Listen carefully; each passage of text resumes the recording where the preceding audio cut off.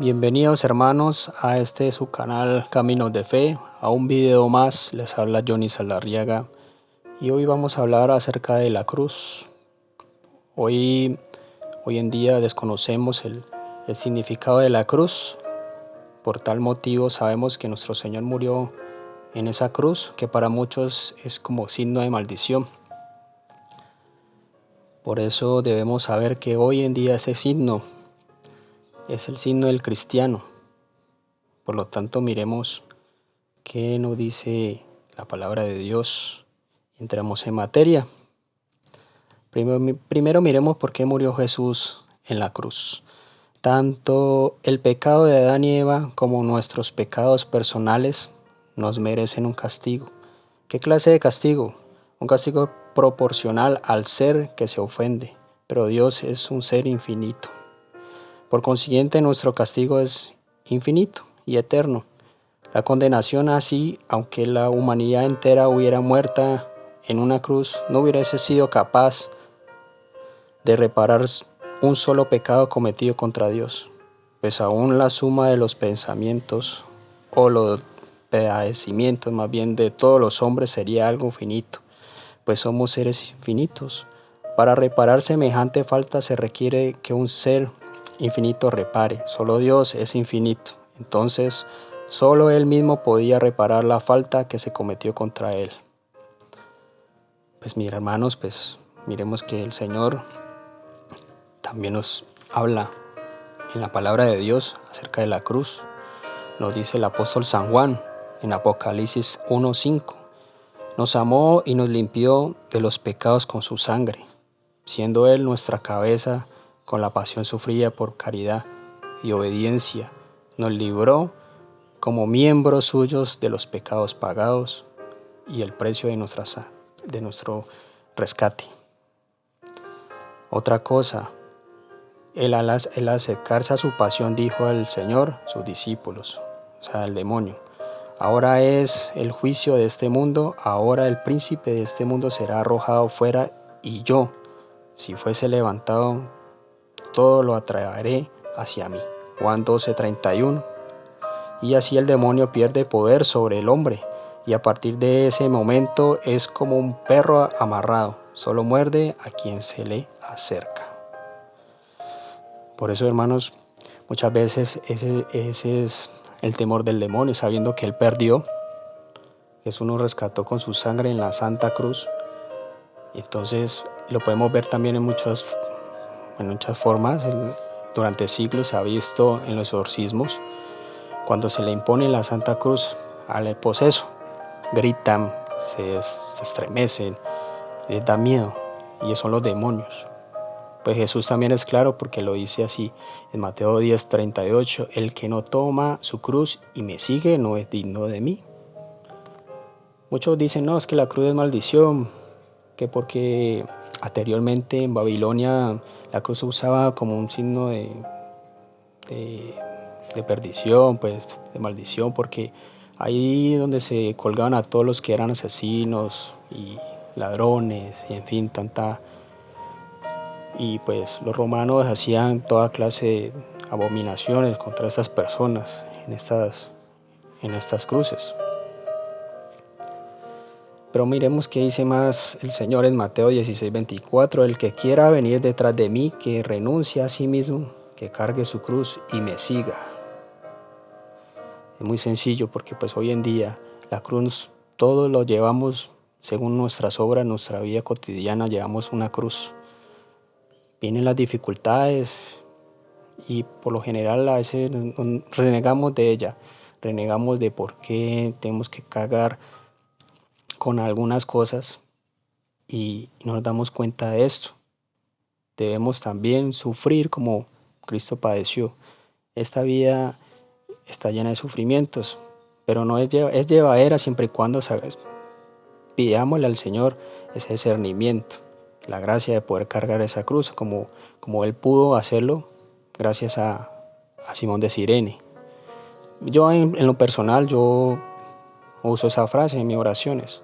Digo, Señor, mándame un Simón de Cirene para que yo pueda cargar esta cruz cotidiana, pesada, diaria. Miremos que el Señor cargó una cruz muy pesada. Se dice que la cruz pesaba aproximadamente 74.8 kilogramos, casi 75 kilos, y tenía 4 metros de alto y 2 metros de ancho.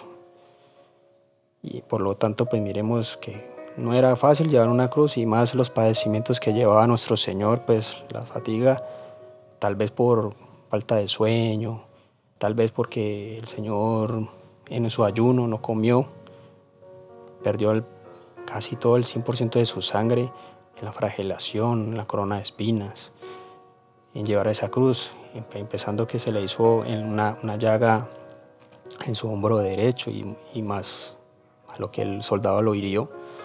Entonces todo eso le afectó, y posiblemente tenía pérdida del conocimiento. Entonces en el concilio de Nicea, en el año 325 después de Cristo, fue aceptado como símbolo cristiano. O sea, nosotros desde ahí comenzamos a reconocer la cruz como un símbolo de victoria. Nos persignamos, y miremos que para hacer este signo es con mucha reverencia, mucha respeto, con mucha devoción. Hay mucha gente que yo veo que muchas veces entra en la Santa Eucaristía y se hacen un mamarracho. Sencillamente no se saben persignar, o la hacen muy corta, o la hacen demasiado rápido. ¿Han visto el Chavo del Ocho cómo lo hace? Así, algo similar. Entonces, sin saber y discernir, saber cómo hacerla persignarse como debe ser, hacer el símbolo de la cruz. Se sabe que el símbolo de la cruz debe ser desde con la mano derecha, tus 3 dedos hacia la frente, llevándolo hacia abajo, hacia la parte del ombligo, yéndonos después al lado izquierdo y luego al derecho, nombrando a la Santísima Trinidad. Entonces hagámoslo lentamente, suave, con mucha devoción y respeto, como debe ser, porque estás nombrando a la Santísima Trinidad, Padre, Hijo y Espíritu Santo, nombrando a la Trinidad. Entonces por esto un cristiano que no sabe glorificarse en Cristo crucificado no ha entendido lo que significa ser cristiano. Lo miramos en Pablo. Pablo era uno de esos. Gálatas 6:14, ténganlo muy en cuenta, hermanos. Dice: pero lejos esté de mí glorificarme, sino en la cruz de nuestro Señor, por quien el mundo es mi crucifixión a mí y yo al mundo. Pablo se crucificó a sí mismo en esa cruz. Entonces miremoslo bien. Miremos también que dice 1 Pedro 2:24, perdón. El mismo en su cuerpo llevó al madero nuestros pecados, para lo que les decía, para que muramos al pecado y vivamos para él en la justicia. Por sus heridas, a la cual ustedes han sido sanados. Entonces, miremoslo bien, cuando el Señor padece todas estas cosas, y en la oración del huerto antes de comenzar, porque él ya sabía en su angustia que lo que le iba a suceder, entonces padeció todas estas cosas. Entonces miremos que nosotros no somos dignos también de llevar una vida feliz en este mundo. Si decimos ser cristianos, pues debemos también padecer junto con la iglesia este gran sufrimiento, que, como les decía, es fácil llevarla si le pedimos a Dios un discernimiento y una gracia especial para que podamos seguir adelante con esta cruz que es cotidiana. Entonces, como les decía en mi oración, pues yo le pedí al Señor que me mande a Simón de Cirene para que me ayude a cargar la cruz. Además, el Señor nos libra del pecado, nos libró de la pena eterna que merecemos, es decir, el infierno. El profeta Isaías también habla anunciando que Cristo, él fue ciertamente quien tomó sobre sí nuestras enfermedades y cargó con nuestros dolores. Eso está en Isaías 53:4. Entonces, pues hermanos, miremos pues bien. Ahora miremos el catecismo de la iglesia también, porque el catecismo de la iglesia es muy importante. Viene a raíz de todo lo que está en la Santa Escritura. El catecismo numeral 603 dice lo siguiente: para haberse hecho así solidario con nosotros, pecadores, Dios nos perdonó y ni a su propio Hijo, antes bien le entregó por todos nosotros, para que fuéramos reconciliados con Dios por la muerte de su Hijo. Entonces, hermanos, tengamos en cuenta que Jesús no murió en vano. Él no ha muerto en vano, porque igual resucitó al tercer día, y algunos personajes importantes en la historia se destacaron por sacrificarse por una causa noble, aunque es cierto que ninguno expresó tanto amor como Cristo. Si él se hubiese quedado en la tierra o en la tumba, no hubiese sido más que otro gran hombre. Y eso lo podemos ver pues siempre, porque la palabra de Dios dice que sus palabras nunca pasarán. Incluso cuando vemos en algunas frases, por ejemplo, el Padre Pío hacía énfasis en esto y tenía las mismas características con las cuales padeció, sufrió los estigmas. Todo el mundo creo que si saben quién es el Padre Pío, San Pío de Pietrelcina, sufrió los estigmas, tuvo las llagas en las manos, en los pies y la del costado. Y dice así el Padre Pío, dice: Pablo puso en la cumbre de su vida y de su apostolado la cruz de su Señor como su fuera o su fuerza, su sabiduría y su gloria, inflamando de amor hacia su Señor Jesucristo. Entonces el Padre Pío también sabía lo importante que era, sabiendo que él decía también en algunas frases, él decía: yo ya estoy crucificado. Lo hacía en broma, pero era por las estigmas. Yo ya fui crucificado. Igualmente, pues el Padre Pío también sufrió muchos ataques demoníacos y muchas cosas más. Por consiguiente, Jesús sufrió estas penas y dolores para liberarnos de ellas. Jesús se nos deja ver sobre una cruz, atravesando por 3 clavos derramados y su sangre, y agonizando entre enormes dolores. Bueno, yo les pregunto por qué se nos presenta a Jesús en un estado tan conmovedor. ¿Qué me dirían ustedes? Déjenme en los comentarios. ¿Busca nuestra compasión? No, ciertamente que no. Y Jesús nos busca nuestra compasión sin nuestro amor. Entonces, hermanos, esa es la reflexión para hoy. Pues la cruz es tan importante como el cristiano. He visto muchas personas que pasan por el cementerio, hasta que no termina el cementerio dejan de persignarse. Solo basta una sola cruz, hermano, con tal que la hagas bien, con devoción y amor, nombrando a la Santísima Trinidad, con eso solo basta.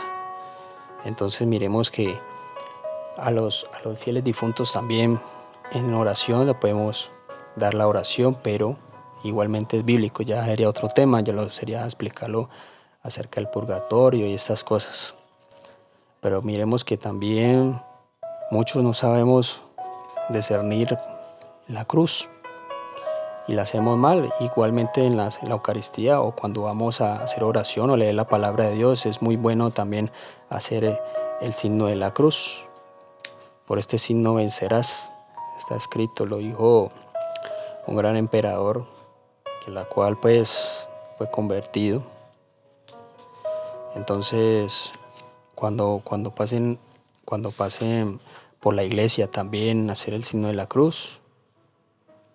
Y desde aquella hora el discípulo la acogió, y en su casa, cuando dice en la cruz el Señor crucificado, le dijo a San Juan, le dijo a Juan: hijo, he aquí a tu madre. Y sabemos que entre la cruz solamente estaba Jesús y la Virgen María y el apóstol Juan. Entonces le dice a San Juan: he ahí a tu hijo, y madre a tu hijo, y hijo a tu madre. Entonces el apóstol desde ahí la acogió en su casa.